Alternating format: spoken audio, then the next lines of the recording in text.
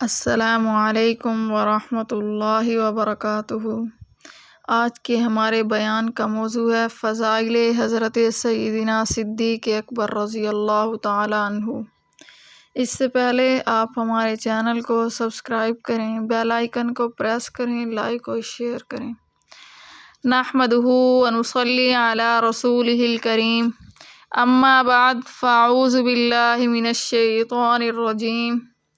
بسم اللہ الرحمن الرحیم۔ اللہ صدیق کو پیدا ہی اس لیے کرتے ہیں کہ وہ پیغمبر علیہ الصلاۃ والسلام کی تصدیق کرے۔ یہ یوں سمجھ لیجئے کہ صدیق وہ شخص ہے جو فطرتاً مسلمان ہے۔ حضرت صدیق اکبر پر گفتگو کرنے کے لیے مختلف عنوانات ہیں۔ صدیق قرآن کی نظر میں، صدیق پیغمبر اسلام کے فرمان کی نظر میں، صدیق صحابہ و اہل بیت کے بیان کی نظر میں، پھر صدیق کی پوری زندگی، صدیق کی خدمت رسول، صدیق اور خدمت اسلام، صدیق اور خاندان نبوت کی خدمت، صدیق اور ازواج رسول کی خدمت، صدیق کا دور خلافت، صدیقی دور کے فتنے اور ان کے ساتھ صدیق اکبر کا تقابل اور ان کا تعاقب، پھر صدیق اکبر رضی اللہ تعالیٰ عنہ اور محبت رسول صلی اللہ علیہ وسلم۔ یہ مختلف پہلو ہیں، ان میں سے جس موضوع پر بھی گفتگو کی جائے اس کے لیے گھنٹے چاہیے۔ میں نے قرآن کریم کی ایک آیت پڑھی جس آیت میں اللہ نے صدیق اکبر کی صفات بیان کی، اور انہی صفات صدیق کے ساتھ ہی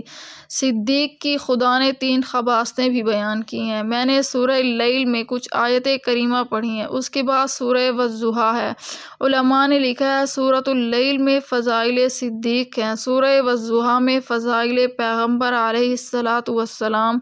اور ان دونوں صورتوں کا بعض علماء نے تقریباً یہ نام لکھا ہے کہ سورہ واللیل کا نام فضائل صدیق اور سورہ والضحیٰ کا نام فضائل مصطفیٰ صلی اللہ علیہ وسلم ہے۔ اور یہ بھی ایک عجیب نکتہ لکھا ہے کہ سورۃ اللیل پہلے ہے اور سورہ ضحیٰ بعد میں ہے۔ صدیق اکبر کے فضائل کا تذکرہ پہلے ہے اور پیغمبر علیہ الصلاۃ والسلام کے فضائل کا تذکرہ بعد میں ہے۔ اس طرف اشارہ ہے کہ جب تک ابوبکر کے ساتھ تعلق نہیں ہوگا اس وقت تک نبوت سے تعلق ہی پیدا نہیں ہو سکتا۔ اس صورت میں اللہ تبارک و تعالیٰ نے سیدنا صدیق اکبر رضی اللہ تعالیٰ عنہ کی 3 فضیلتوں کو بیان فرمایا اور مقابل میں صدیق اکبر کے دشمن کی 3 خباستوں کا تذکرہ کیا ہے۔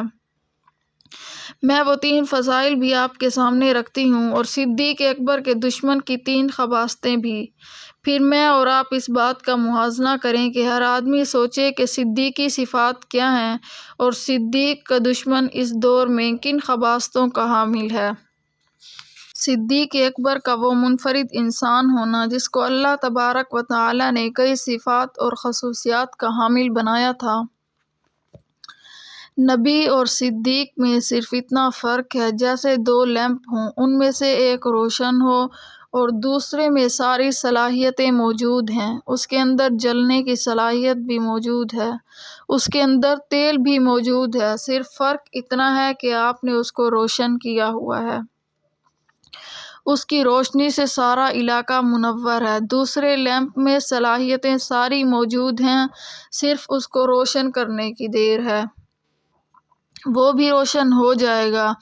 نبی اور صدیق میں یہ فرق ہے کہ جو صفات اللہ صدقات میں رکھتے ہیں وہی صفات نبوت میں ہوتی ہیں، یا اس کو یوں کہہ دیجئے کہ جو کمالات و صفات اللہ نبی علیہ الصلاۃ والسلام میں رکھتے ہیں اس کا عکس کامل خدا صدیق کو بناتے ہیں۔ صرف فرق اتنا ہوتا ہے کہ نبی صلی اللہ علیہ وسلم کے سر پر نبوت کا تاج ہوتا ہے جس کی روشنی سے وہ دنیا کو منور کر رہا ہوتا ہے، اور صدیق کے سر پر نبوت کا تاج نہیں ہوتا۔ اگر خدا اس کے سر پر بھی نبوت کا تاج رکھ دیں تو وہ بھی ویسے ہی روشنی دے گا جیسے نبی کی روشنی دنیا میں پھیل رہی ہوتی ہے۔ تو نبی اور صدیق میں صرف اتنا فرق ہے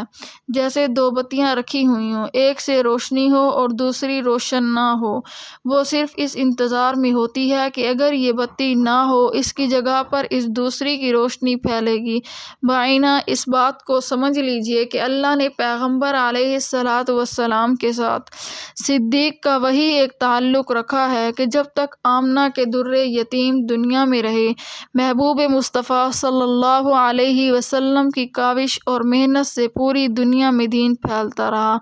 اور پیغمبر علیہ الصلاۃ والسلام کے وصال انتقال کے بعد یہ منصب اور مقام کہ جس مقام پر اللہ انبیاء علیہ الصلاۃ والسلام کو کھڑا کرتے ہیں، حضرت علی رضی اللہ تعالی عنہ یہ جملے کہا کرتے تھے: اے ابو بکر، آج آپ مقام پر کھڑے ہیں کہ جس مقام پر استقامت کے ساتھ خدا نبوت کو قائم کیا کرتے ہیں، اسی استقامت کے ساتھ صدیق اکبر رضی اللہ تعالی عنہ آج تم کھڑے ہو۔ پیغمبر کی استقامت کا عالم یہ ہے کہ اللہ کے نبی کھل کر یہ کہتے تھے کہ لوگوں، ایک ہاتھ میں سورج اور دوسرے میں چاند رکھ دو، میں دونوں کو چھوڑ سکتا ہوں، جس راستے پر خدا نے مجھے کھڑا کیا ہے میں وہ راستہ نہیں چھوڑ سکتا۔ اور یہی استقامت صدیق میں تھی۔ جس وقت فاروق اعظم نے اتنا کہہ دیا تھا کہ حضرت حالات کو سامنے رکھا جائے، اس وقت حضرت ابو بکر صدیق رضی اللہ تعالی عنہ نے یہ جملے کہے تھے، اور پھر یہ جملے کہے تھے کہ میں مدینے میں خون کی ندیاں بہنا برداشت کر سکتا ہوں، میں اس بات کو تو برداشت کر سکتا ہوں کہ پرندے اڑتے ہوئے آئیں ہمارے گوشت نوچ کر لے جائیں، میں اس بات کو تو برداشت کر سکتا ہوں کہ عورتیں بیوہ ہو جائیں، میں اس بات کو تو برداشت کر سکتا ہوں کہ بچے یتیم ہو جائیں، لیکن ابو بکر اس بات کو برداشت نہیں کر سکتا کہ صدیق بھی زندہ رہے اور نبی علیہ الصلاۃ والسلام کے دین میں کسی قسم کی کمی واقع ہو جائے۔ جو استقامت خدا نبوت کو عطا کرتے ہیں وہی استقامت صداقت کو عطا کرتے ہیں۔ اور اس پر اگر آپ غور کریں تو آپ کو یہ بات سمجھ میں آ جائے گی کہ صدیق ہی وہ شخص ہے جو فطری طور پر مسلمان ہے، جس کی طبیعت میں اسلام، جس کی فطرت میں اسلام۔ حضرت ابو بکر صدیق رضی اللہ تعالی عنہ کے والد بزرگوار سیدنا ابو قحافہ رضی اللہ تعالی عنہ حضرت سیدنا عثمان ابن عامر رضی اللہ تعالی عنہ سے فرماتے ہیں کہ حضرت ابو بکر صدیق ابھی کم سن بچے تھے۔ ایک مرتبہ میں ان کو لے کر کعبۃ اللہ میں گیا اور یہ سوچ کر لے گیا کہ میں جا کر ان کو اپنے خدا اور بتوں کا تعارف کراؤں گا۔ میں نے جا کر تعارف کرایا، یہ حبل ہے، یہ لات ہے، یہ عزیٰ ہے، یہ منات ہے، یہ خدا فلاں فلاں کام آتے ہیں۔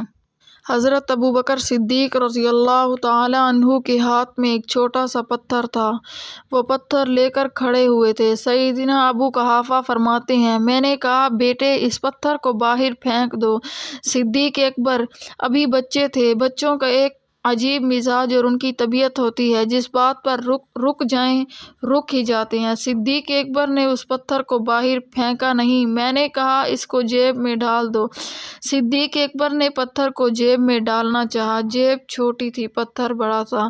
حضرت ابو بکر صدیق نے وہ پتھر ہاتھ میں لے کر اپنی پشت کے پیچھے چھپا کر کہا، ابا جان، تمہارے خدا جس کی تم پوجا کر رہے ہو میرے اس پتھر کو نہیں دیکھ سکیں گے۔ صدیق اس وقت بھی فطرتاً مسلمان تھے۔ پھر اس سے اگلی بات دیکھیے، ابو قحافہ کہتے ہیں میں نے عبادت شروع کی، ابو بکر نے وہ پتھر زور سے ایک بت کو مارا، اس بت کی ناک ٹوٹی، دور جا پڑی، پورے مکہ میں کوہرام مچ گیا، لوگوں ابو قحافہ کے بیٹے نے ہمارے خدا کی ناک توڑ دی ہے۔ اب جس قوم کے خدا کی ناک ہی نہ رہے اس قوم کا کیا حال ہوگا۔ میں یہاں ایک جملہ کہتی ہوں، علی حیدر ضرور ہے، علی بہادر ضرور ہے، علی حیدر ضرور ہے، علی صفدر ضرور ہے، علی نڈر ضرور ہے، علی ببر شیر ضرور ہے، علی مصطفیٰ کا برادر ضرور ہے، علی فاطمۃ الزہرا کا شوہر ضرور ہے، علی حسنین کا فادر ضرور ہے۔ علماء نے اگرچہ اس میں اختلاف کیا ہے کہ فتح مکہ کے وقت کعبۃ اللہ کے بتوں کو توڑنے والا علی ابن ابی عاص اموی جو نبی علیہ الصلاۃ والسلام کے نواسے تھے یہ سیدنا علی ابن ابی طالب تھے۔ اس اختلاف سے بھی ہٹ کر، اس تحقیق اور بحث سے بھی ہٹ کر میں کہتی ہوں کہ علی ابن ابی طالب نے اگر ان بتوں کو توڑا ہے تو حضرت علی نے اس وقت بتوں کو توڑا ہے جب مکہ فتح ہوا ہے۔ صدیق اکبر نے اس وقت بتوں کو توڑا ہے جب دنیا میں ابھی تک اسلام ہی نہیں آیا تھا۔ توجہ کریں، میں ایک دو باتیں بڑی اہم کہہ کر صاف اس آیت کریمہ پر گفتگو کرتی ہوں جو میں نے آپ کے سامنے پڑھی ہیں۔ حضرت صدیق اکبر نے ایک سفر کیا، علماء نے لکھا ہے یمن کے علاقے میں تشریف لے گئے۔ نیک فطرت انسان کی طبیعت ہوتی ہے، جہاں کوئی اچھا نیک بزرگ عالم ملے لوگ اس کی زیارت کرنے کے لیے جاتے ہیں، دعا کرانے کے لیے لوگ جاتے ہیں۔ حضرت صدیق اکبر کہتے ہیں، میں جب یمن میں پہنچا مجھے بتایا گیا یہاں پر ایک بزرگ رہتے ہیں جس کا نام ہے شیخ ازد یمنی۔ صدیق اکبر کہتے ہیں میں اس کی زیارت کے لیے گیا۔ جب میں گیا تو وہ اتنا ضعیف اور نحیف تھے کہ اس کے پلکوں کے بال چہرے پر پڑے ہوئے تھے، انتہائی کمزور تھے۔ میں نے اس کے قریب جا کر اونچی آواز سے کہا، السلام علیکہ۔ اس بزرگ نے وعلیکم السلام کہہ کر مجھے جواب دیا۔ مجھ سے پوچھنے لگا کیا نام ہے؟ میں نے کہا اسم عبداللہ۔ اس نے کہا ما اسم ابی کا؟ میں نے کہا ابو قحافہ عثمان۔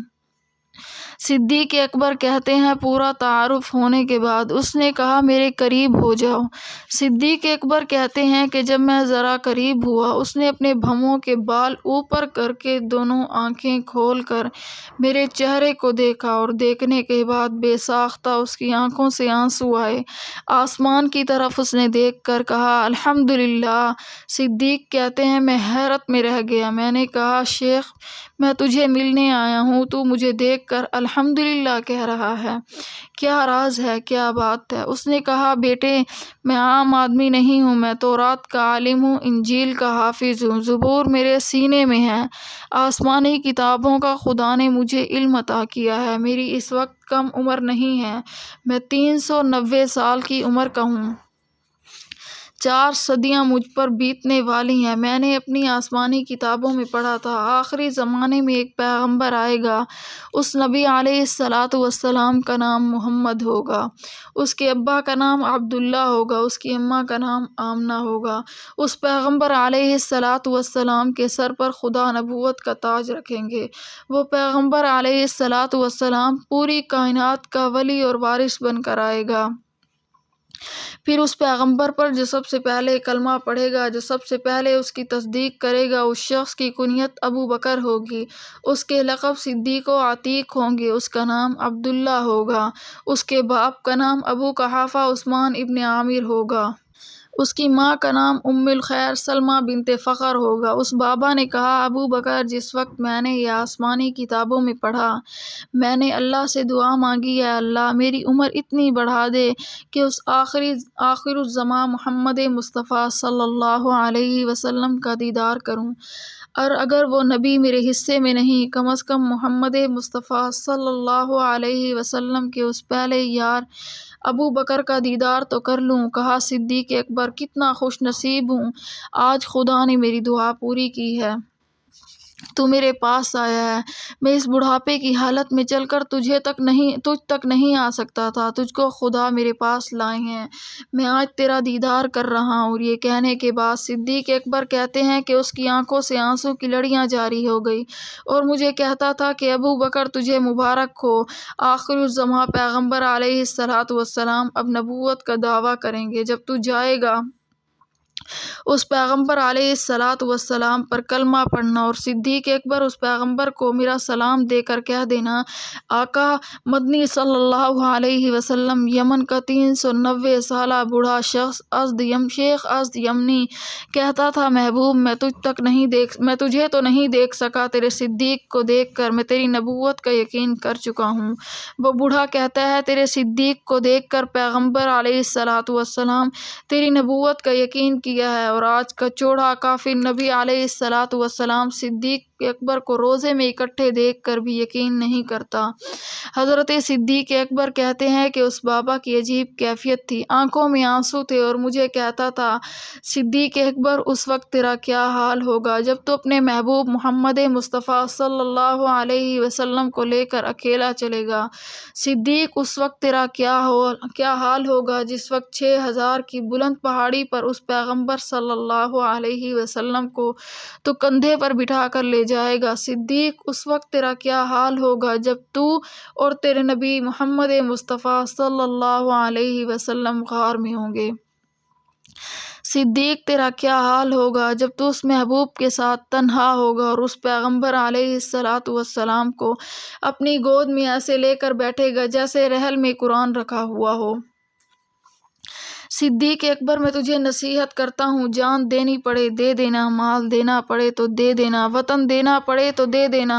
اولاد قربان کرنی پڑے تو کر دینا، مگر اے ابو بکر اس محمد صلی اللہ علیہ وسلم کا ساتھ نہ چھوڑنا، وہ بھی تیرے ساتھ وفا کرے گا، تو بھی اس کے ساتھ وفا کرنا۔ قرآن مجید کا انداز یہ ہوتا ہے کہ شان نزول ایک خاص واقعہ ہوتا ہے، لیکن اس میں احکام خداوندی عمومی طور پر بیان ہوتے ہیں۔ اس آیت کریمہ میں صدیق اکبر کی 3 صفات کا تذکرہ ہے۔ فَأَمَّا مَنْ أَعْطَىٰ، اللہ کہتے ہیں لوگوں صدیق اکبر وہ ہے عطا جس نے سب کچھ پیغمبر علیہ السلام کو دے دیا، عطا سب کچھ دے دیا، جان دینی پڑی تو دی، مال دینا پڑا تو دیا، وطن دینا پڑا تو دیا، اولاد قربان کرنی پڑی تو کر دی۔ اور اگر آپ غور کریں تو آپ کو ایک بات سمجھ میں آئے گی۔ حدیث میں آتا ہے کہ رسول اللہ صلی اللہ علیہ وسلم نے فرمایا، لوگو اگر میں کائنات میں سے کسی کو خلیل بناتا تو میں صدیق اکبر کو اپنا خلیل بناتا۔ اور اس کا مطلب علماء نے لکھا ہے، اگر میرے دل میں مخلوق میں سے کوئی بستا تو صرف ابو بکر بستا، چونکہ میرے دل میں صرف اللہ کی ذات بستی ہے۔ میں نے اپنے دل میں اللہ کا ڈیرا لگایا ہے، اللہ کو جگہ دی ہے، خدا کی محبت میرے سینے میں ہے۔ اگر مخلوق میں سے کسی سے میرا ایسا تعلق ہوتا جیسا میرا اللہ کے ساتھ تعلق ہے تو یہ تعلق مخلوق میں صرف اسی ابو بکر کے ساتھ ہوتا۔ اور حضرت ابراہیم علیہ السلام کو قرآن نے خلیل اللہ کہا۔ وَاتَّخَذَ اللَّهُ إِبْرَاهِيمَ خَلِيلًا، ابراہیم سے کسی نے پوچھا تھا کہ آپ اللہ کے خلیل کیسے بنے؟ تو ابراہیم علیہ السلام نے کہا، میرے رب نے میرا امتحان لیا۔ خلیل اللہ علیہ السلام جان پیش کر میں نے آگ میں پیش کی، خلیل مال پیش کر میں نے مہمانوں پر خرچ کر دیا،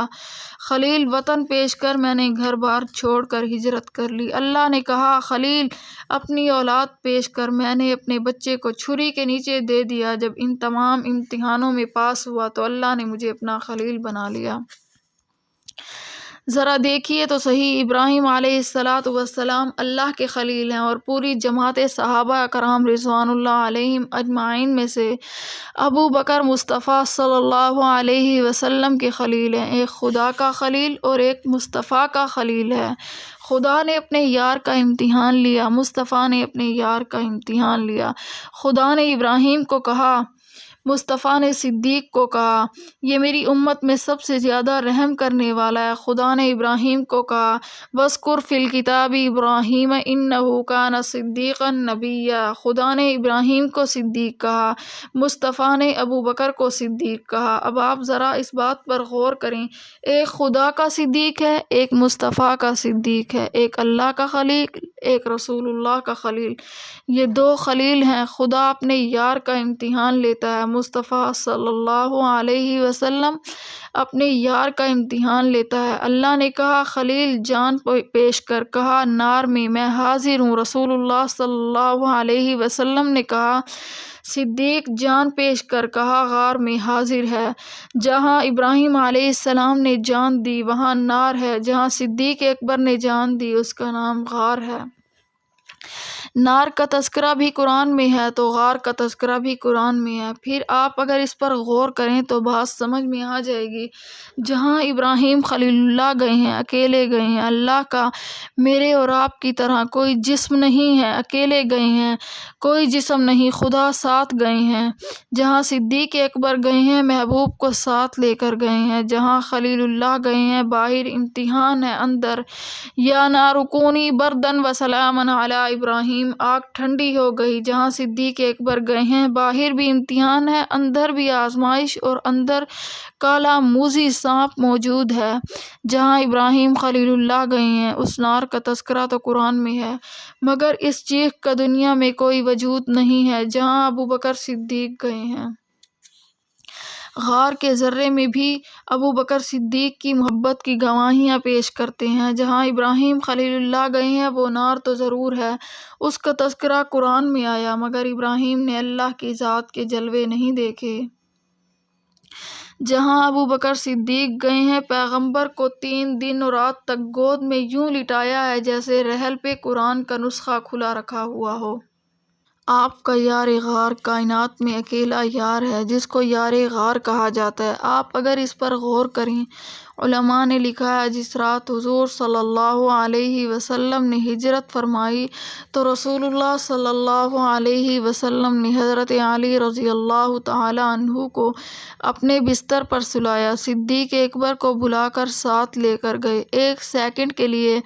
آپ اس بات کو اپنے ذہن میں جگا دیں کہ اللہ نے تو یہ وعدہ کیا تھا کہ محبوب مصطفیٰ صلی اللہ علیہ وسلم میں تجھے بھی بچاؤں گا، جو تیرے ساتھ ہے اس کو بھی بچاؤں گا۔ اللہ نے حفاظت کا وعدہ کیا ہے۔ اگر پیغمبر کے تصور میں ہی یہ بات ہوتی ہے کہ میرے بعد علی رضی اللہ تعالی عنہ نے خلیفہ بننا ہے تو رسول اللہ صلی اللہ علیہ وسلم علی کو نہ سلاتے بلکہ ساتھ لے کر جاتے۔ جس کو خلافت دینی تھی اسے ساتھ لیا اور جسے خلیفہ نہیں بنانا تھا اسے بستر پر سلایا۔ اور وہاں بھی ایک عجیب اتفاق ہوا کہ ابو جہل جب حضرت علی رضی اللہ تعالی عنہ کے پاس پہنچا تو دیکھا یہ تو حیدر سوئے ہوئے ہیں۔ حضرت علی کو اٹھایا، اٹھانے کے بعد اس نے پوچھا کہ بتاؤ محمد مصطفیٰ صلی اللہ علیہ وسلم کہاں ہیں؟ حضرت علی نے فرمایا کہ حضور صلی اللہ علیہ وسلم چلے گئے۔ اس نے پھر پوچھا کہاں چلے گئے؟ حضرت علی نے کہا جہاں جانا تھا۔ ابو جہل نے کہا کہاں جانا تھا؟ حضرت علی نے کہا جہاں گئے ہیں۔ اب ایک بات کہتی ہوں، دل پہ لکھ لو۔ ابو جہل اپنا سا منہ لے کر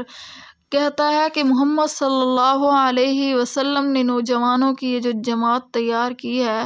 ہمارے قابو میں نہیں آتی۔ نوجوانوں، آج کے لوگ بھی کہتے ہیں کہ مولویوں کی جو جماعت ہے ہمارے قابو میں نہیں آتی، نوجوانوں کی جماعت بنائی ہے ہمارے قابو میں نہیں آتی۔ پہلی قربانی صدیق اکبر کی عطا، ابو بکر نے سب کچھ قربان کیا، جان دینے کا وقت آیا تو جان لے کر غار میں گیا، پیغمبر کو کندھے پر اٹھا کر لے کر گئے ہیں۔ اور ایک بات آ گئی ہے وہ بھی سن لیجئے۔ حدیث پاک میں آتا ہے کہ ایک دفعہ رسول اللہ صلی اللہ علیہ وسلم اور صحابہ کرام رضوان اللہ علیہم اجمعین سارے اکٹھے بیٹھے تھے تو اللہ کے پیغمبر نے فرمایا مجھے 3 چیزیں پسند ہیں۔ صدیق اکبر نے بھی کہا مجھے 3 چیزیں پسند ہیں۔ سیدنا فاروق اعظم نے بھی کہا مجھے 3 چیزیں پسند ہیں۔ سیدنا عثمان غنی نے بھی کہا مجھے 3 چیزیں پسند ہیں۔ حضرت علی رضی اللہ تعالی عنہ نے بھی کہا مجھے 3 چیزیں پسند ہیں۔ حدیث میں آتا ہے کہ جبرائیل علیہ السلام نے اتر کر کہا محبوب مصطفیٰ صلی اللہ علیہ وسلم آپ کے ان یاروں کو 3 چیزیں پسند آئیں تو مجھے بھی 3 چیزیں پسند ہیں۔ اللہ نے فرمایا میرے پیغمبر مصطفیٰ صلی اللہ علیہ وسلم مجھے بھی 3 چیزیں پسند ہیں۔ اس کی اتباع میں آگے محدثین نے لکھا امام ابو حنیفہ نے اپنی زندگی میں 3 چیزوں کو پسند کیا، امام مالک، امام شافعی، امام احمد بن حنبل نے بھی 3 چیزوں کو پسند کیا۔ وہ ایک لمبی حدیث ثلاثی کے نام سے ہے، میں نے اس کی تفصیل میں نہیں جانا، یار غار کی مناسبت سے صرف صدیق اکبر پر بات کرتی ہوں۔ حضرت صدیق اکبر رضی اللہ تعالی عنہ نے کہا کہ مجھے پوری دنیا میں 3 چیزیں پسند ہیں۔ سب سے پہلی پسند کہا مصطفیٰ آپ صلی اللہ علیہ وسلم کے چہرے کی طرف دیکھنا، میری آنکھیں آپ کا دیدار کرتی رہیں، مجھے یہ سب سے زیادہ پسند ہے۔ کتابوں میں لکھا ہے ایک دفعہ حضرت ابو بکر صدیق رضی اللہ تعالی عنہ آئے، یوں دروازے کے سامنے کھڑے ہوئے، حضور صلی اللہ علیہ وسلم کے چہرے کو دیکھ کر واپس چلے گئے۔ تو کسی نے پوچھا ابو بکر آئے کیسے تھے؟ کہا بڑی دیر سے بھوک نے ستایا ہوا تھا، مصطفیٰ کا چہرہ دیکھنے کے بعد بھوک اتر گئی ہے۔ ایک دفعہ حضور صلی اللہ علیہ وسلم کے چہرے اتھر کو دیکھتے ہوئے آنکھ کو زور سے مسلا۔ کسی نے پوچھا ابو بکر یہ کیا کر رہے ہو؟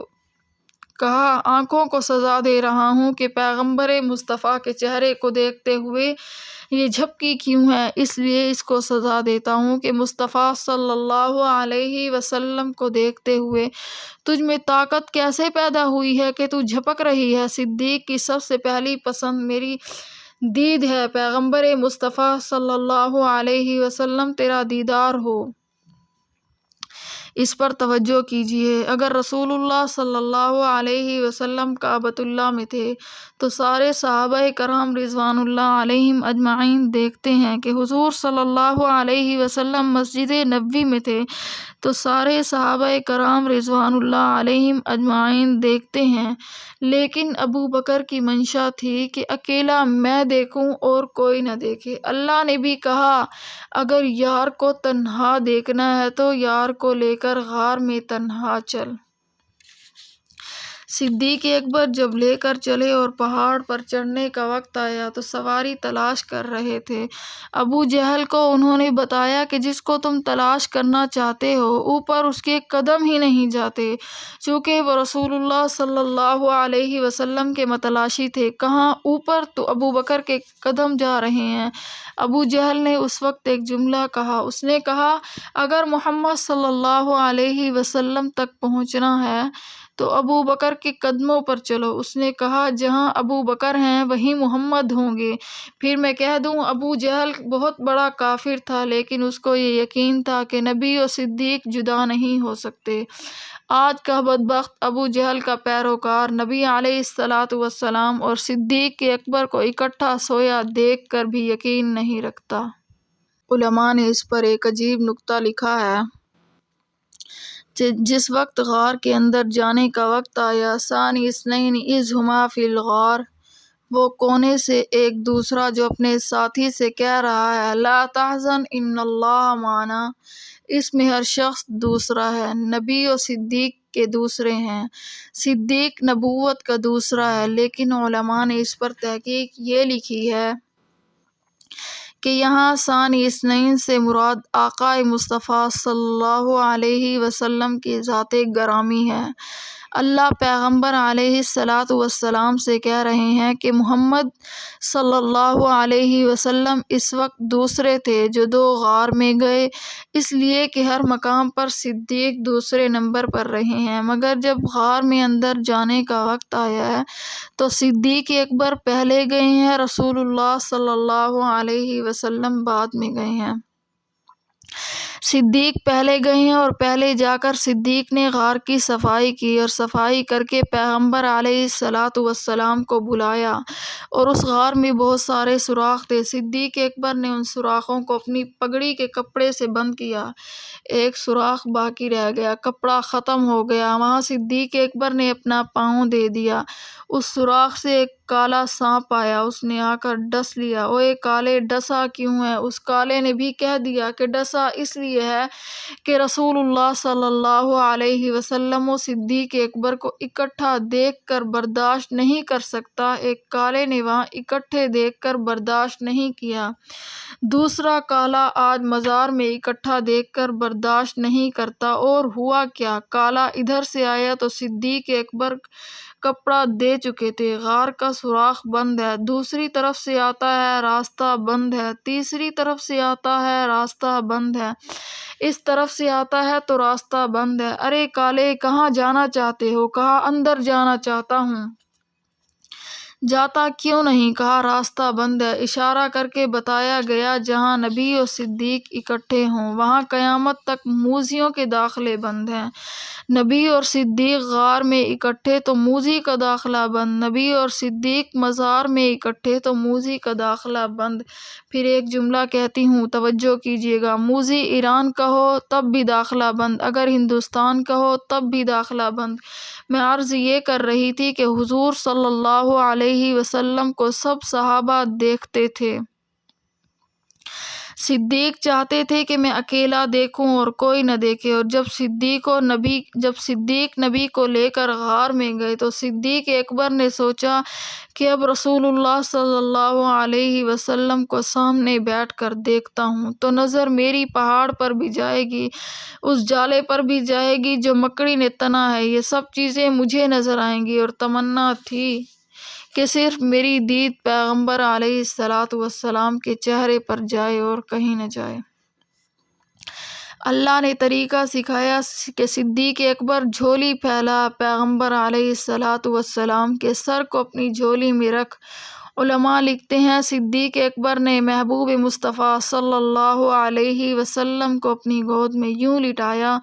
جس طریقے سے رحل پر قرآن کا نسخہ لکھا رکھا ہوا ہے، اور اس پر بھی علماء کا اتفاق ہے کہ کم از کم 3 دنوں میں قرآن کو مکمل کرنا چاہیے۔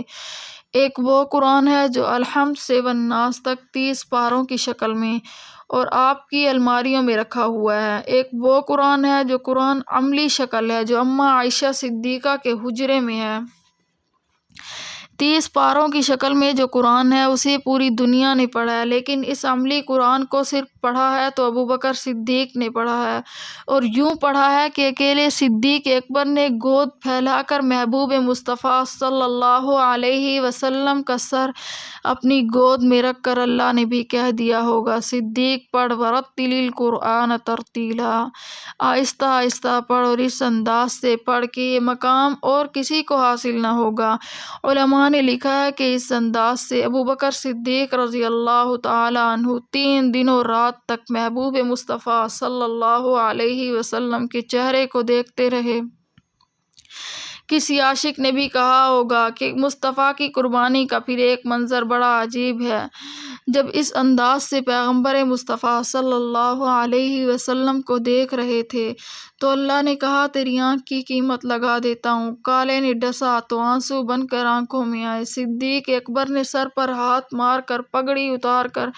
نہ پوچھ لوں تو پگڑی تو پہلے پھاڑ کر سوراخوں میں دے چکے تھے۔ خیال آیا کہ کرتے سے صاف کروں گا، کرتا تو پیغمبر علیہ الصلاۃ والسلام کے سر کے نیچے تھا۔ خیال آیا کہ اپنے ہاتھوں سے صاف کروں تو تقدیر کا فیصلہ تھا کہ ابوبکر صدیق رضی اللہ تعالی عنہ ہاتھوں کو بھی روک، آج تیرے ان آنسوؤں کی بھی قیمت لگانا چاہتا ہوں جو پیغمبر مصطفیٰ صلی اللہ علیہ وسلم کے چہرے کے لیے آنکھ بےتاب ہے۔ ان آنکھوں سے نکلنے والا آنسو زمین پر نہ گرے بلکہ مصطفیٰ کے رخ انور پر گرے، تاکہ دنیا کو پتہ چل جائے کہ صدیق کی پہلی تمنا ہے کہ صرف محبوب مصطفیٰ صلی اللہ علیہ وسلم کے چہرے کو دیکھوں اور کسی چیز کو نہ دیکھوں۔ فَأَمَّا مَنْ أَعْطَىٰ، ابو بکر وہ ہے جس نے جان پیش کی، ابو بکر وہ ہے جس نے مال پیش کیا۔ میں بتا رہی تھی کہ اللہ کے خلیل نے جان نار میں دی ہے، پیغمبر کے صدیق نے جان غار میں دی ہے۔ اللہ کے صدیق ابراہیم نے مال مہمانوں پر خرچ کیا، اور جب صدیق اکبر کے مال پیش کرنے کا وقت آیا ہے تو اس نے رسول اللہ صلی اللہ علیہ وسلم کے قدموں میں لٹا دیا ہے۔ کلمہ پڑھا تو 45,000 لے کر آئے، ہجرت کی ہے تو 5,000 لے کر چلے ہیں، غزوہ تبوک میں پہنچے ہیں تو گھر میں جھاڑو دے دیا ہے۔ صدیق اکبر مکان کی دیواروں پر ہاتھ لگا رہے تھے۔ پوچھا گیا کیا کرنا چاہتے ہو؟ کہا سوئی دھاگا تلاش کر رہا ہوں کہ وہ بھی اٹھا کر محبوب مصطفیٰ صلی اللہ علیہ وسلم کے قدموں میں جا کر رکھ دوں۔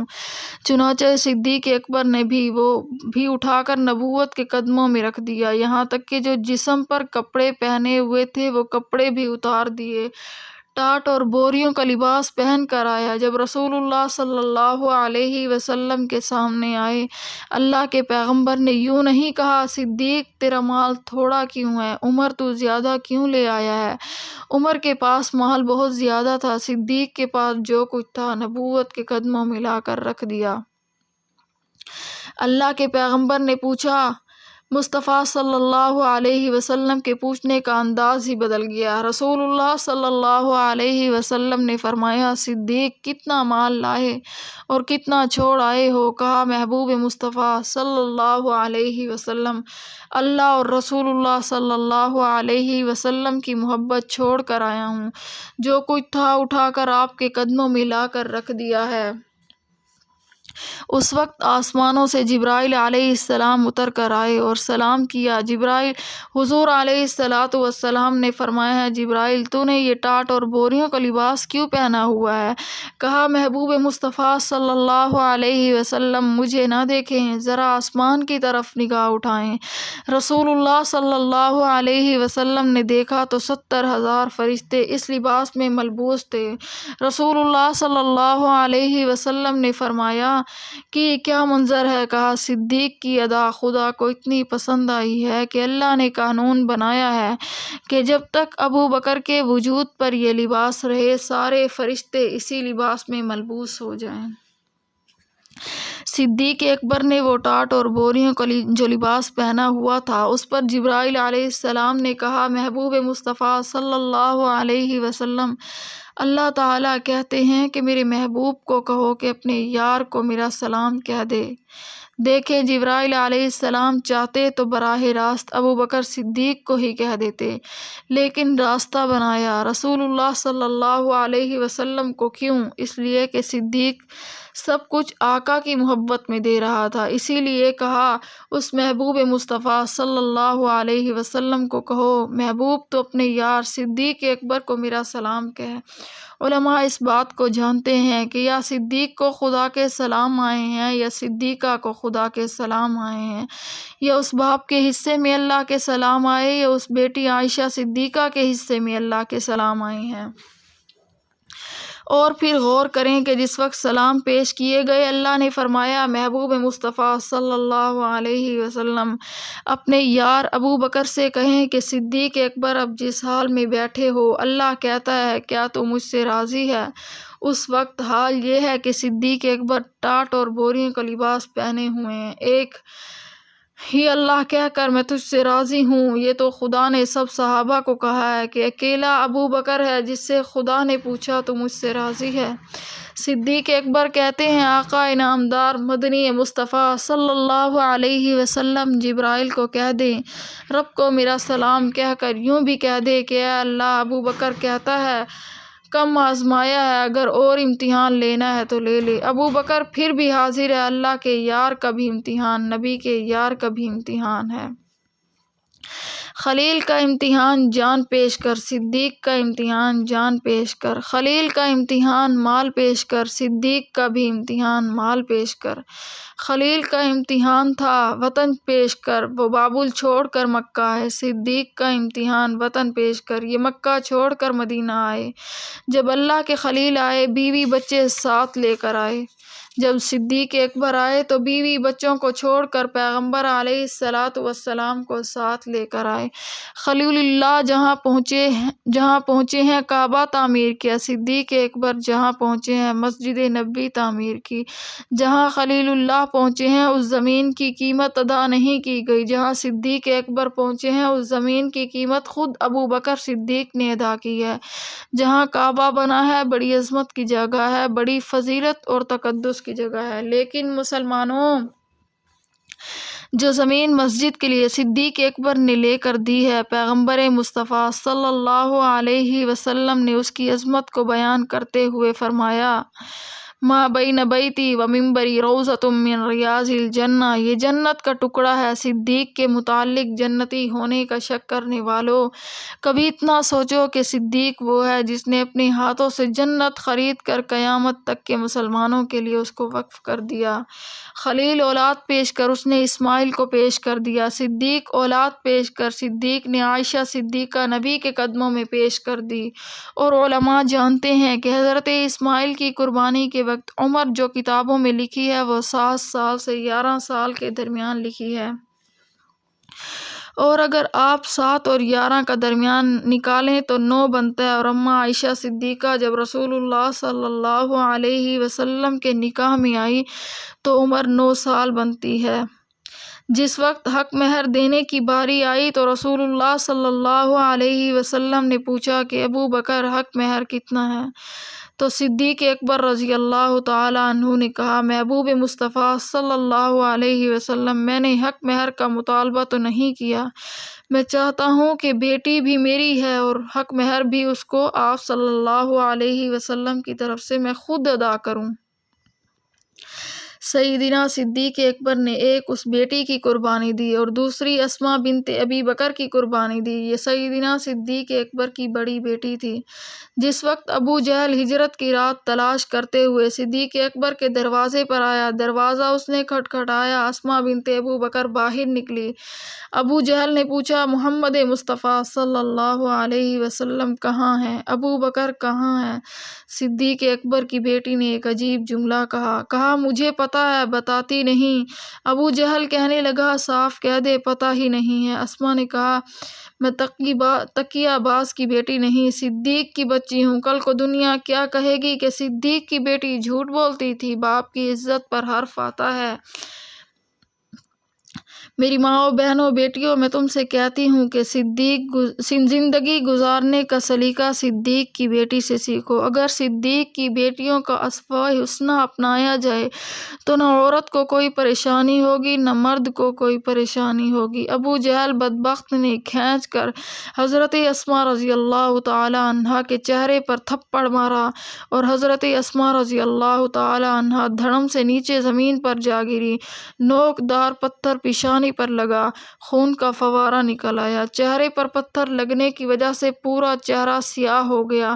کان پھٹا، بالی دور جا پڑی۔ اسما رضی اللہ تعالی عنہا کے منہ کے بل زمین پر نیچے گری،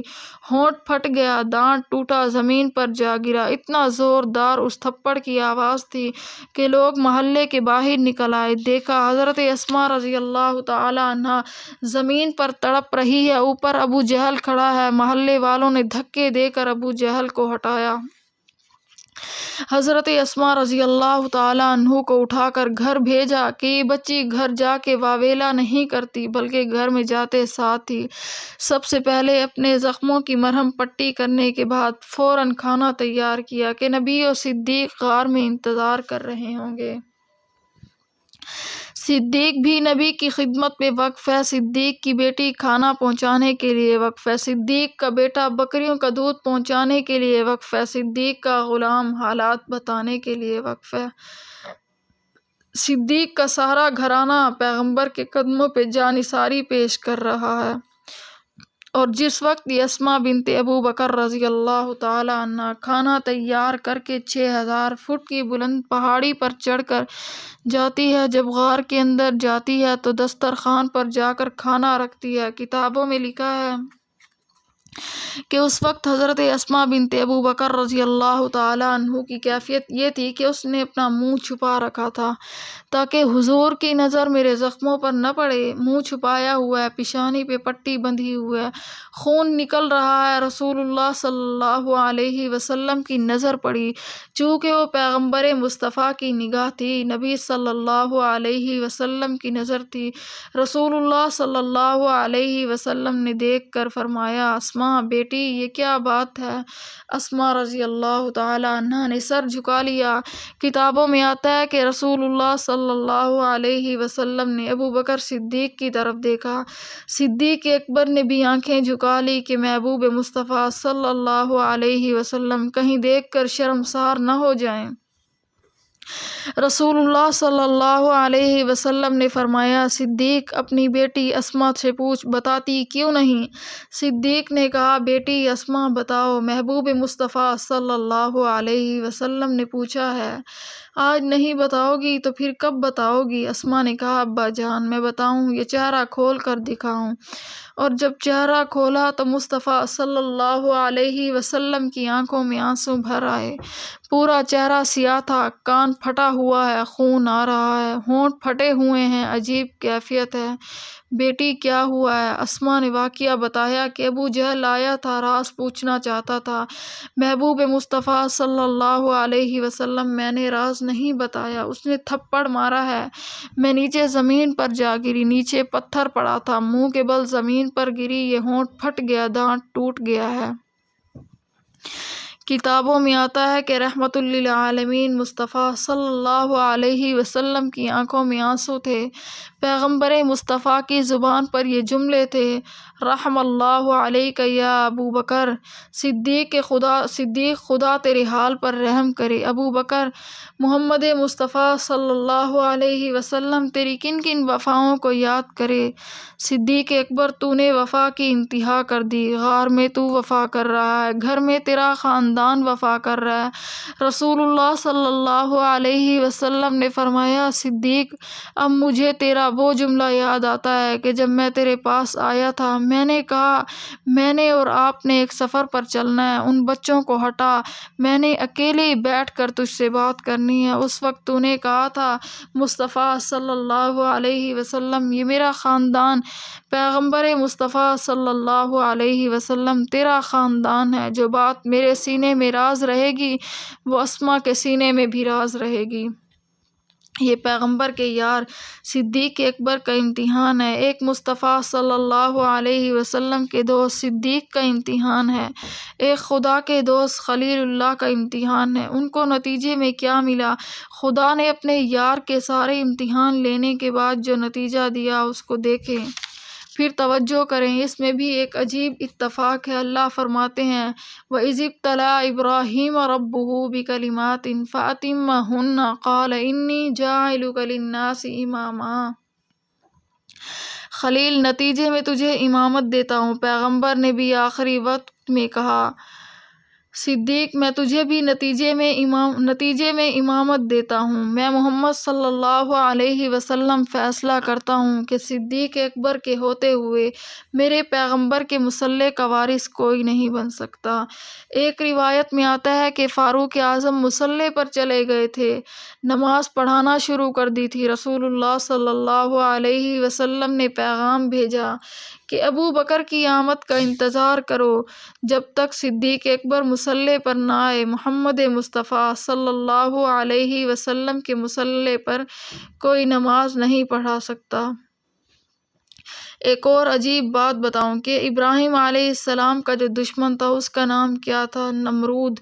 اس کے دماغ میں خلل تھا، چونکہ وہ دماغی طور پر خلیل اللہ کے خلاف سوچتا تھا، تو اللہ نے سزا یہ دی کہ جوتا بھی اس کا اور سر بھی اس کا۔ اور ادھر ابو بکر کا جو دشمن ہے اس کے سینے میں خلل ہے، اس کے سینے میں عداوت ہے۔ اللہ نے وہی قانون یہاں پر بھی بنایا ہے، اس کے سینے میں خلل ہے، اس کے سینے میں عداوت ہے۔ اللہ نے وہاں پہ قانون، یہاں بھی وہی قانون بنایا ہے، قیامت تک کے لیے فیصلہ ہے۔ سینہ بھی اسی کا اور ہاتھ بھی اسی کا۔ فَأَمَّا مَنْ أَعْطَىٰ، ابو بکر وہ ہے جس نے سب کچھ دیا۔ وَأَتْقَىٰ، صدیق وہ ہے جو سب سے بڑا متقی اور پرہیزگار ہے، فطرتاً متقی ہے، جس نے دور جاہلیت میں کبھی زنا نہ کیا ہو، جس نے دور جاہلیت میں کبھی شراب نہیں پی، جس نے دور جاہلیت میں کبھی جھوٹ نہیں بولا۔ ابو بکر صدیق کی والدہ کہتی ہیں کہ جب یہ بچہ میرے پیٹ میں تھا، اگر میں کسی بت کو سجدہ کرنے کا ارادہ کرتی تو ایک دم میرے پیٹ میں بل پڑ جاتا، ایسے محسوس ہوتا جیسے بچے نے پیٹ میں پاؤں پھیلا دیے ہوں۔ جب تک صدیق اکبر میرے پیٹ میں رہا میں کسی بت کو سجدہ بھی نہیں کر سکی۔ صدیق اکبر فطری اور طبعی طور پر متقی اور پرہیزگار تھے۔ وَأَتْقَىٰ، اتنے بڑے تقوی کا مالک، اتنی بڑی طہارت کا مالک صدیق اکبر کی امی کہتی ہیں جس وقت اس بچے کی ولادت ہوئی میں نے اس وقت غیب سے ایک آواز سنی، غیب سے ایک آواز آئی، اے اللہ کی بندی، ہم تجھے تحقیق سے اطلاع دیتے ہیں کہ ایک ایسے بچے کی خوشخبری دیتے ہیں جو جہنم کی آگ سے آزاد ہوگا، جس کا نام آسمانوں پر صدیق ہوگا اور پیغمبر مصطفیٰ صلی اللہ علیہ وسلم کا غار میں رفیق ہوگا۔ رسول اللہ صلی اللہ علیہ وسلم نے صدیق اکبر کے جتنے فضائل بیان کیے ہیں وہ ابو بکر کے احسانوں کے بدلے دینے کی کوشش کی ہے۔ رسول اللہ صلی اللہ علیہ وسلم نے ارشاد فرمایا صدیق، تو میرے غار کا بھی یار ہے اور تو قیامت کے دن حوض کوثر کا بھی سردار ہے۔ دیکھیں، غار کا یار ہونا یہ علامت ہے اس بات کی کہ تو میرے دکھوں کا ساتھی ہے، یہ بھی وہ ایک صلہ اور بدلہ ہے کہ اے اللہ جو مجھ سے دنیا میں جدا نہیں ہوا اسے تو مجھ سے وہاں بھی جدا نہ کرنا۔ صدیق اکبر، میں تجھے بشارت دیتا ہوں کہ حوض کوثر پر میں جہاں ہوں گا تو بھی میرے ساتھ وہاں ہوگا۔ پھر اور صلہ دیا، جو کچھ خدا نے محمد مصطفیٰ صلی اللہ علیہ وسلم کے سینے میں ڈالا ہے۔ رسول اللہ صلی اللہ علیہ وسلم نے فرمایا میں نے سب کچھ صدیق کے سینے میں ڈال دیا۔ تقویٰ ہے تو صدیق اکبر کے سینے میں، زہد ہے تو صدیق اکبر کے سینے میں، پیغمبر کا علم ہے تو صدیق اکبر کے سینے میں، نبوت کی وفائیں ہیں تو صدیق اکبر کے سینے میں۔ اور اسی حدیث کو میں تھوڑا سا اور آگے پھیلا کر بتاتی ہوں کہ رسول اللہ صلی اللہ علیہ وسلم نے فرمایا، جو خدا نے مجھے دیا وہ میں نے صدیق کو دیا، اللہ نے مجھے مصلی دیا تو میں نے صدیق اکبر کو دیا، اللہ نے مجھے امت دی تو میں نے جاتے ہوئے امت صدیق اکبر کے حوالے کر دی۔ اور اس پر توجہ کریں، جب رسول اللہ صلی اللہ علیہ وسلم مسجد میں تشریف لے آئے اور ابو بکر صدیق امامت کروا رہے تھے تو صدیق اکبر پیچھے ہٹنے لگے، تو اللہ کے نبی نے اس وقت ایک جملہ فرمایا جو کہ تمام احادیث کی کتابوں میں موجود ہے۔ فرمایا، صدیق تو اپنی جگہ پر ٹھہر، میرا آپ سے ایک سوال ہے کہ اس وقت جہاں ابو بکر تھے وہ جگہ نبی صلی اللہ علیہ وسلم کی تھی یا صدیق کی؟ جگہ نبی کی، اور رسول اللہ صلی اللہ علیہ وسلم فرما رہے تھے کہ رائے ابو بکر تو اپنی جگہ پر ٹھہر، حالانکہ کہنا یہ چاہیے تھا کہ صدیق تو میری جگہ پر رکا رہے، لیکن رسول اللہ نے فرمایا صدیق اپنی جگہ پر ٹھہر، اشارہ اس طرف تھا کہ مصلی تو میرا تھا، آج سے تیرے حوالے کیا، اب یہ جگہ تیری ہے، تو یہاں ٹھہر۔ صدیق اکبر علی رضی اللہ تعالیٰ عنہ کو بھی ساتھ لا رہا ہوں، عباس کو بھی ساتھ لا رہا ہوں، میں خود بھی ساتھ آ رہا ہوں، میں بھی تیری ابتدا میں نماز شروع کرتا ہوں، ان کو بھی تیرے پیچھے کھڑا کرتا ہوں، پوری دنیا دیکھ لے کہ محمد مصطفیٰ صلی اللہ علیہ وسلم کے مصلی کا وارث صدیق اکبر بن چکا ہے۔ وصدق بالحسنی، اللہ نے تیری تیسری صفت صدیق کی یہ بیان فرمائی کہ ابو بکر کا کام ہی یہی ہے کہ پیغمبر کی بات کی تصدیق کرے۔ علماء نے لکھا ہے کہ صدیق کی یہ خوبی تھی کہ اپنی رائے کبھی پیش ہی نہیں کرتے تھے۔ علماء نے لکھا ہے کہ صدیق اکبر نے پوری زندگی پیغمبر کے سامنے اپنی کبھی رائے پیش نہیں کی، حتیٰ کہ اماں عائشہ صدیقہ کا جب واقعہ پیش آیا تو اس وقت بھی سب نے اپنی اپنی رائے دی، اور جب ابو بکر صدیق کی باری آئی تو صدیق اکبر نے کہا، رسول اللہ صلی اللہ علیہ وسلم میری تو بیٹی ہے، میں کچھ نہیں کہہ سکتا، میں آپ کی رائے پر چلتا ہوں۔ صدیق اکبر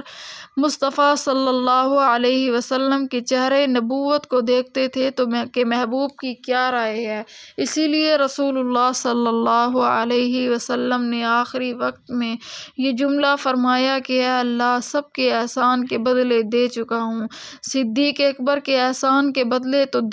دے کہ اس نے جو اتنا بڑا احسان کیا کہ پوری زندگی میرے سامنے کوئی رائے نہیں پیش کی، میری ہر بات سے اتفاق کیا ہے، یہ وہ احسان ہے جس کا بدلہ میں دنیا میں دے ہی نہیں سکتا۔ وصدق بالحسنی، ہر اچھی بات کی تصدیق کی صدیق اکبر نے کی ہے۔ پیغمبر علیہ السلام نے اعلان نبوت کیا ہے، صدیق اکبر نے تصدیق کی ہے۔ حدیث میں آتا ہے کہ رسول اللہ صلی اللہ علیہ وسلم فرماتے ہیں، معراج کی رات میں جب اللہ کے قریب میں تھا اس وقت بھی میرے ذہن میں ایک بات آئی کہ اے اللہ، جب میں جاؤں گا تو کیا لوگ میری بات مانیں گے؟ تو اللہ کی طرف سے ایک ندا آئی کہ محبوب مصطفیٰ صلی اللہ علیہ وسلم نہ گھبرائیے، جب ساری قوم آپ کی بات کا انکار کر رہی ہوگی اس وقت ابو بکر صدیق ہوگا جو آپ کی تصدیق کرے گا، اور اللہ کے ہاں وہ صدیق ہوگا۔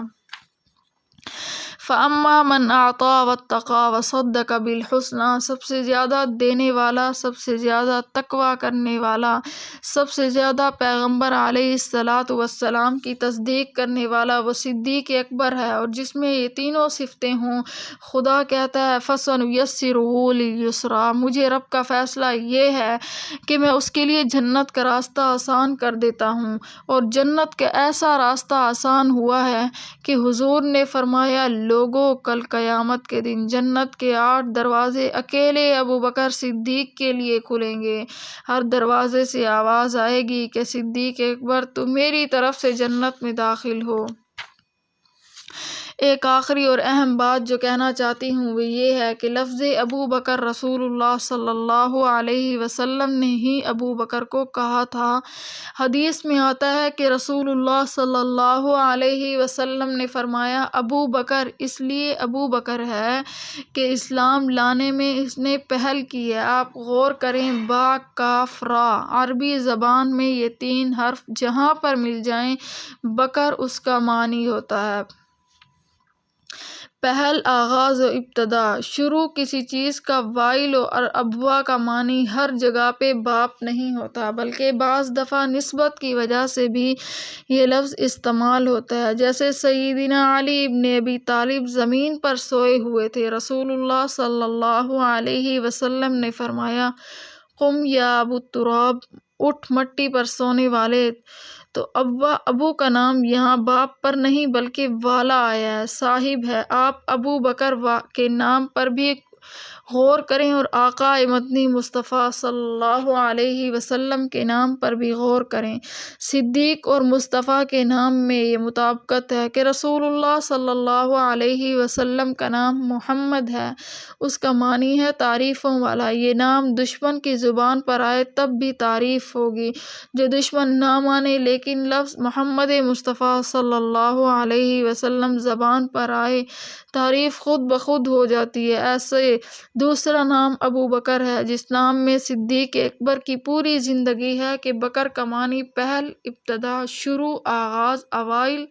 اور ابو بکر کا معنی پہل والا، ابتدا والا، اول والا۔ اگر دشمن سے پوچھو کس کو پہلا خلیفہ نہیں مانتا، وہ کہتا ہے ابو بکر کو نہیں مانتا، اور ابو بکر کا پہلا معنی خلیفہ، پہلا مومن۔ کس کو نہیں مانتا، کہتا ہے ابو بکر کو نہیں مانتا، اور ابو بکر کا معنی ہوتا ہے پہلا مومن، پہلا متقی نہیں مانتا۔ کس نے نہیں مانا، کہتا ہے ابو بکر کو نہیں مانتا، اور اس کا معنی یہ ہے کہ سب سے پہلا متقی، سب سے پہلا پرہیزگار۔ اور اگر آپ صدیق کی سیرت پر غور کریں تو ابو بکر کے لفظ میں صدیق اکبر کی 63 سالہ زندگی جمع ہے۔ ابو بکر کہتے ہی اسے ہیں جو ہر نیکی کے کام میں اول آئے، پیغمبر کی رفاقت میں، رسول اللہ صلی اللہ علیہ وسلم کی محبت میں، رسول اللہ صلی اللہ علیہ وسلم کے سفر میں،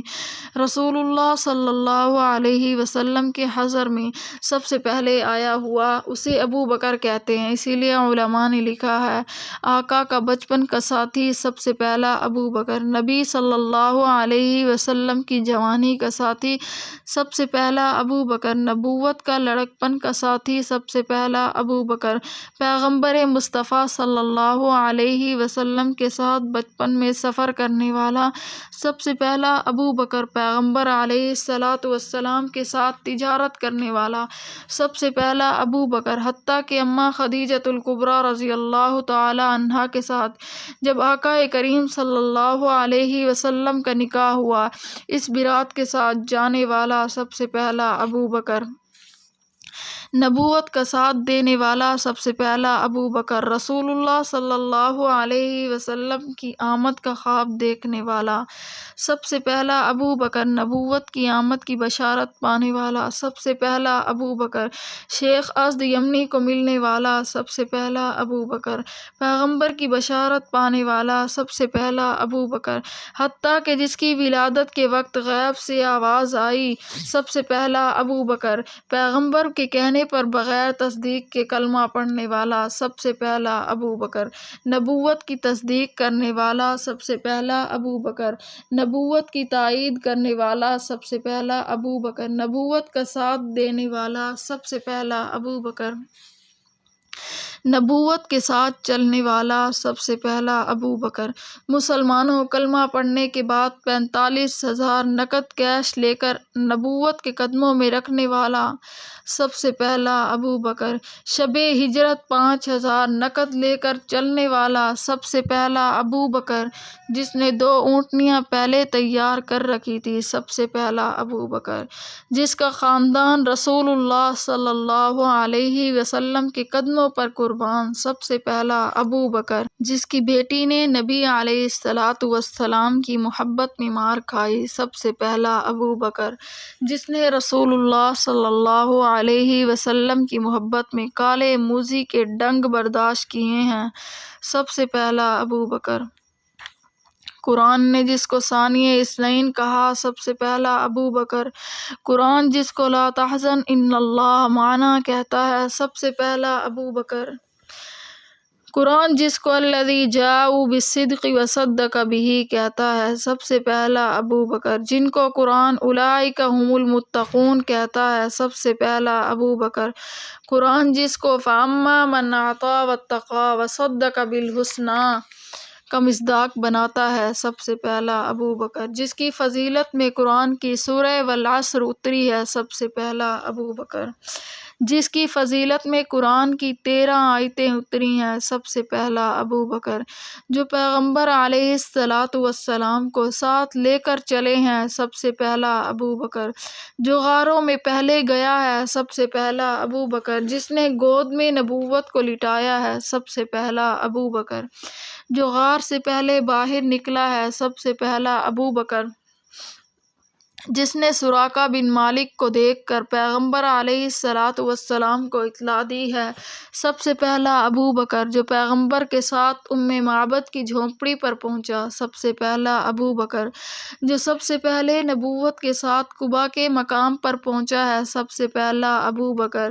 جو نبی علیہ السلام کے سر پر چادر تان کر کھڑا ہے سب سے پہلا ابو بکر، جس کی شکل پیغمبر علیہ السلام سے اتنا ملتی تھی کہ آنے والا پہچان نہیں سکتا تھا کہ نبی کون ہے اور صدیق کون ہے سب سے پہلا ابو بکر، مسجد قباء کی تعمیر میں رسول اللہ صلی اللہ علیہ وسلم کے بعد سب سے پہلی اینٹ رکھنے والا سب سے پہلا ابو بکر، مسجد نبوی کی زمین خرید کر دینے والا سب سے پہلا ابو بکر، ریاض الجنہ کا ٹکڑا لینے والا سب سے پہلا ابو بکر، پیغمبر علیہ السلام کے بعد مسجد نبوی کی پہلی اینٹ رکھنے والا سب سے پہلا ابو بکر، غزوہ بدر میں رسول اللہ صلی اللہ علیہ وسلم کے کندھے سے گرتی ہوئی چادر کو سنبھالنے والا سب سے پہلا ابو بکر، اللہ کی طرف سے آنے والی نصرت کی اطلاع پیغمبر مصطفیٰ صلی اللہ علیہ وسلم کو دینے والا سب سے پہلا ابو بکر، صلح حدیبیہ کا مشورہ دینے والا سب سے پہلا ابو بکر، عثمان ابن عفان کا نام تجویز کرنے والا سب سے پہلا ابو بکر، پیغمبر علیہ السلام کے ہاتھ پر بیعت کرنے والا سب سے پہلا ابو بکر، فتح مکہ کے موقع پر نبوت کے ساتھ چلنے والا سب سے پہلا ابو بکر، سب سے پہلا امیر حج سب سے پہلا ابو بکر، حضرت علی رضی اللہ تعالی عنہ نے جس کی قیادت میں حج کیا سب سے پہلا ابو بکر،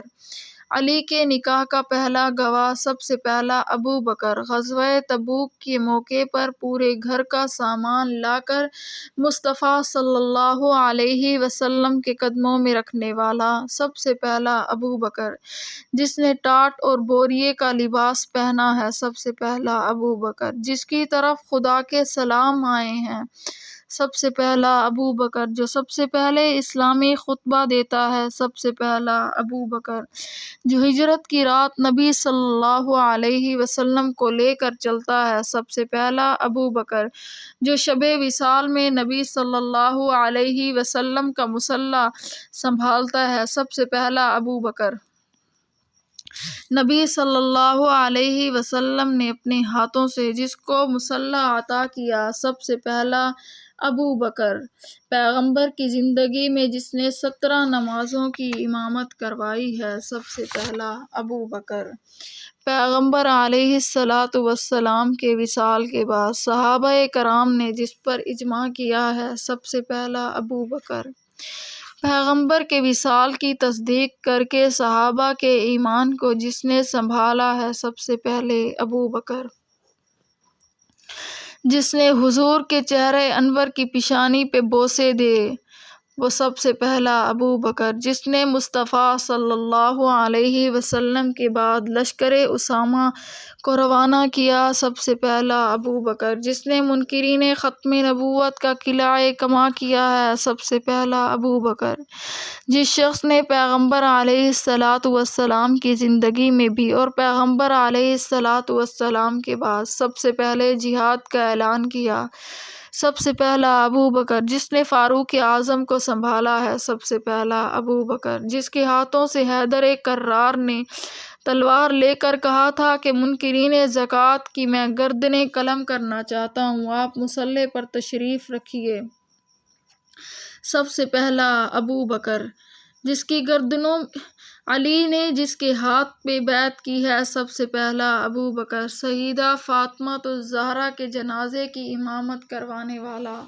سب سے پہلا ابو بکر علی جس کی اقتداء میں کھڑا ہے، سب سے پہلا ابو بکر پیغمبر علیہ الصلاۃ والسلام نے جس کو اپنا سسر بنایا، سب سے پہلا ابو بکر۔ ایک روایت کے مطابق محبوب مصطفیٰ صلی اللہ علیہ وسلم فرماتے ہیں کہ میرے رب نے مجھے کہا کہ محبوب مصطفیٰ صلی اللہ علیہ وسلم ہم نے تیرے ابا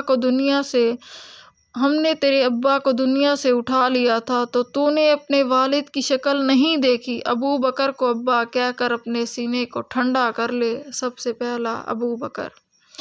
پیغمبر علیہ الصلاۃ والسلام نے جس کو اپنا والد بتایا ہے، سب سے پہلا ابو بکر جس نے قرآن کو جمع کیا ہے، سب سے پہلا ابو بکر جس نے پیغمبر کے بعد 2 سال 3 ماہ حکومت کی ہے، سب سے پہلا ابو بکر جس نے 11 لاکھ مربع میل پر اسلامی سلطنت کا پرچم لہرایا ہے، سب سے پہلا ابو بکر پیغمبر علیہ الصلاۃ والسلام کی طرح جس نے 63 سال زندگی پائی ہے، سب سے پہلا ابو بکر رسول اللہ صلی اللہ علیہ وسلم کی طرح جس کو وصال کا وقت پیر کے دن آیا ہے،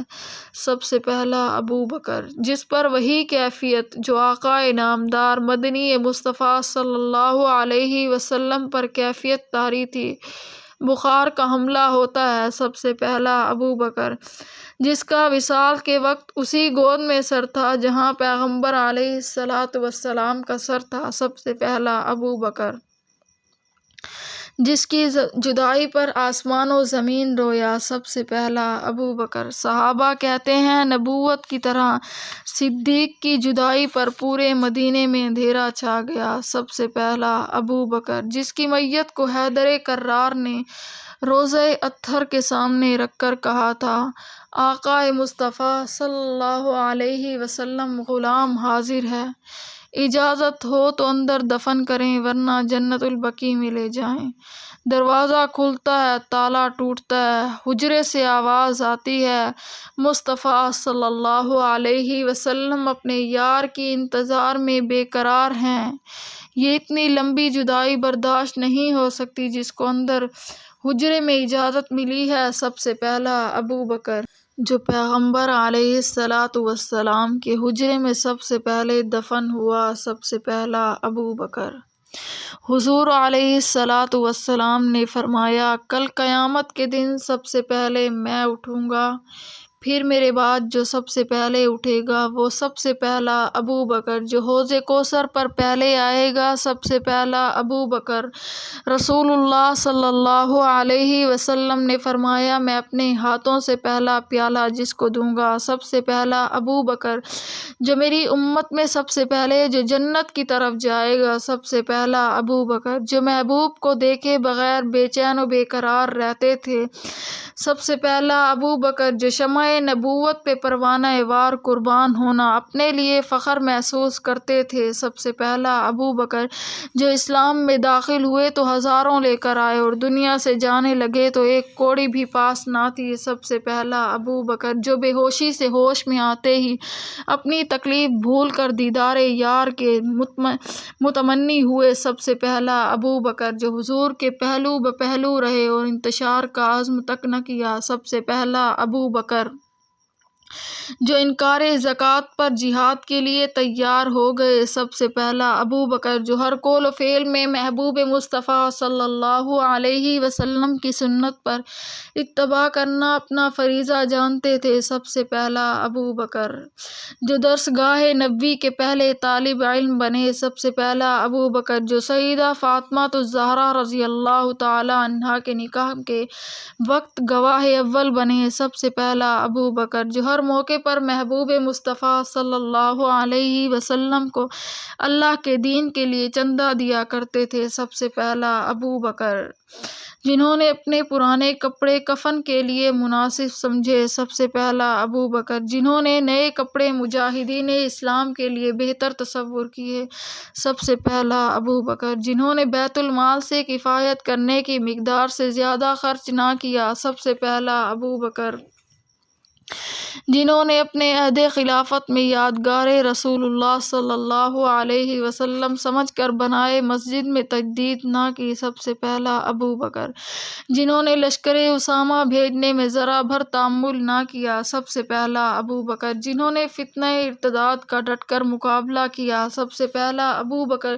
جنہوں نے سیدہ فاطمہ الزہرا کے سامنے اپنا سارا گھر حاضر کر دیا مگر قانون نبوت میں فرق نہ آنے دیا، سب سے پہلا ابو بکر، جنہوں نے محبوب مصطفیٰ صلی اللہ علیہ وسلم کے دستور کو برقرار رکھا، سب سے پہلا ابو بکر، جنہوں نے محبوب مصطفیٰ صلی اللہ علیہ وسلم کی وفات کے بعد محبوب کے سارے قرض ادا کیے، سب سے پہلا ابو بکر، جنہوں نے محبوب مصطفیٰ صلی اللہ علیہ وسلم کی وفات کے بعد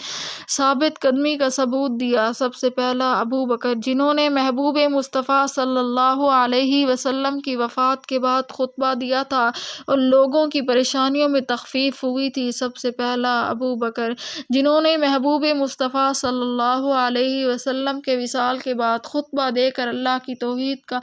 سکہ دلوں میں بٹھایا، سب سے پہلا ابو بکر، جنہوں نے مدینہ منورہ پہنچ کر محبوب مصطفیٰ صلی اللہ علیہ وسلم کے سر مبارک پر اپنی چادر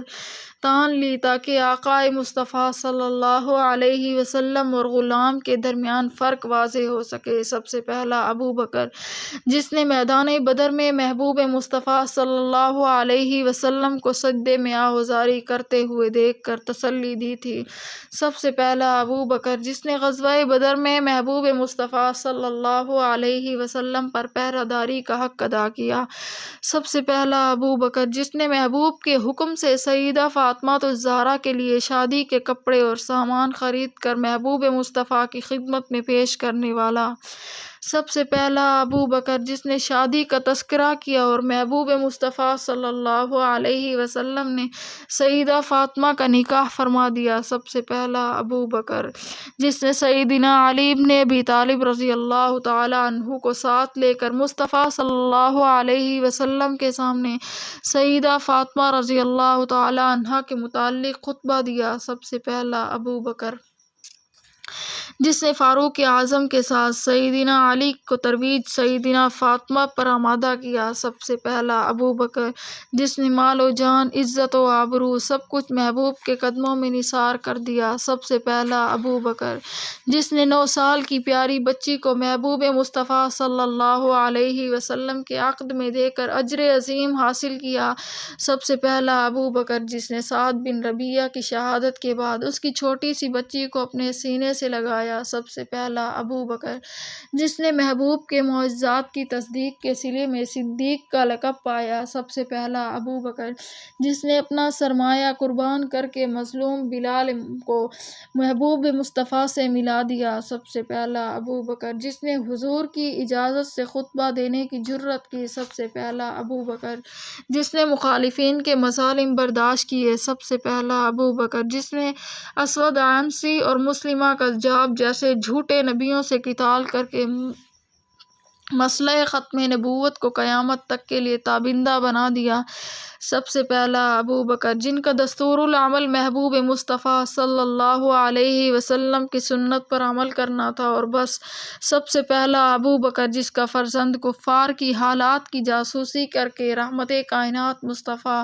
صلی اللہ علیہ وسلم کی خدمت میں پہنچتا، سب سے پہلا ابو بکر، جس کا بوڑھوں اور مسکینوں کی خبر گیری کرنا شعار تھا، سب سے پہلا ابو بکر، جن کے دل کو راحت محبوب کے دیدار سے حاصل ہوتی تھی، سب سے پہلا ابو بکر، جن کے احسانات عظیمہ کا اقرار محبوب مصطفیٰ کی ذات اقدس نے کیا، سب سے پہلا ابو بکر، جن کے دروازے پر محبوب مصطفیٰ صلی اللہ علیہ وسلم بن بلائے تشریف لے گئے، سب سے پہلا ابو بکر، جن کے گھر سے محبوب مصطفیٰ صلی اللہ علیہ وسلم کے لیے کھانا غار میں پہنچتا رہا، سب سے پہلا ابو بکر، جن کے پسند کردہ سامان کو محبوب مصطفیٰ صلی اللہ علیہ وسلم نے پسند کیا، سب سے پہلا ابو بکر، جن کے زمانے سے کیسر و کسریٰ کے فتح ہونے کے مبادئ شروع ہوئے، سب سے پہلا ابو بکر، جن کے لیے محبوب مصطفیٰ صلی اللہ علیہ وسلم نے ارحم امتی فرمایا، سب سے پہلا ابو بکر، جن کے متعلق حضور صلی اللہ علیہ وسلم محمد باقر علی نے علی الاعلان فرمایا کہ جو انہیں صدیق نہ سمجھے خدا اسے سچا نہ کرے، سب سے پہلا ابو بکر، جن کی ایمان تائید نبوت کی نشر و اشاعت کا باعث بنی، سب سے پہلا ابو بکر، جن کی زندگی سرمایہ محبوب کی رضا تھی، سب سے پہلا ابو بکر، جس کی رفاقت کو تمام صحابہ کرام کی رفاقت پر محبوب مصطفیٰ صلی اللہ علیہ وسلم نے ترجیح دی، سب سے پہلا ابو بکر، جن کی گود محبوب مصطفیٰ صلی اللہ علیہ وسلم کے لیے آرام گاہ بنی، سب سے پہلا ابو بکر، جن کی بیٹی کو محبوب مصطفیٰ صلی اللہ علیہ وسلم کی رفاقت کے پیش نظر ابو جہل کی طرف سے ایذا پہنچی، سب سے پہلا ابو بکر، جن کی سرداری سے غزوہ خیبر میں یہودیوں کا غرور ٹوٹ گیا، سب سے پہلا ابو بکر، جن کی بجلی کی کڑک نے منبر پر نزول قرآن کا حصہ یاد دلا دیا، سب سے پہلا ابو بکر، جن کی خلافت فاروقی دور کے لیے باعث راحت و آسانی بنی، سب سے پہلا ابو بکر، جن کی اقتداء کا حکم اپنے بعد محبوب مصطفیٰ صلی اللہ علیہ وسلم نے فرمایا، سب سے پہلا ابو بکر۔